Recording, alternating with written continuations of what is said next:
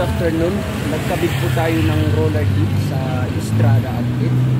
So, ipapakita din namin sa inyo ang mga ikinabit pang iba dito sa outlet. Tara, sa roller kit muna tayo magsimula at tingnan din po natin ang roller kit.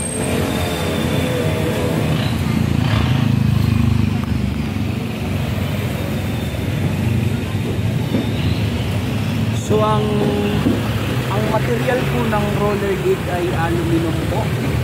So, stainless na rin po yung lock niya. So, hindi po siya kakalawangin. Maging po ang roller gate. At kinabitan din po natin siya ng mga varnish. Taillight cover. Kabilaan na po siya. Bukod po sa pang-performa po siya, protection din po siya sa ilaw. At kinabitan din po natin siya ng door handle po.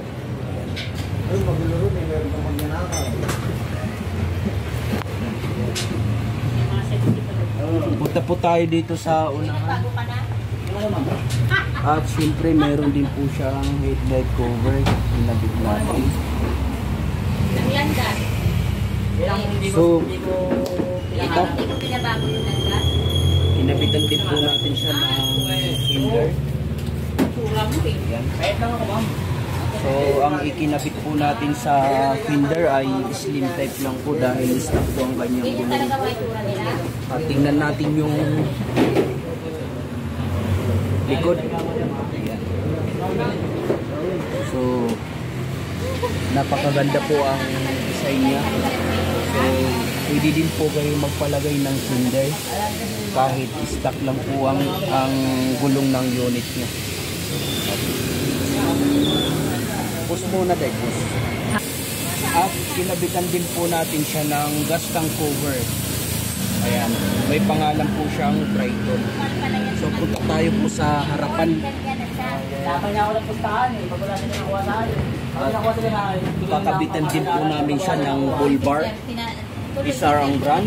So, magbabahay talaga na sa akin ng malaki. Sir, nagdududa ka na rin pa, sir? So, ikakabit natin po siya dito dahil ikinakabit pa yung bracket niya.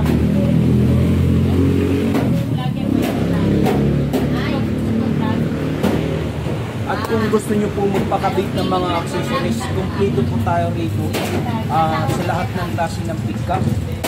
Dito po kami ng mga vid cover, body kits. So, punta lang po kayo dito sa amin at ipapakita namin kung nasaan ang address namin.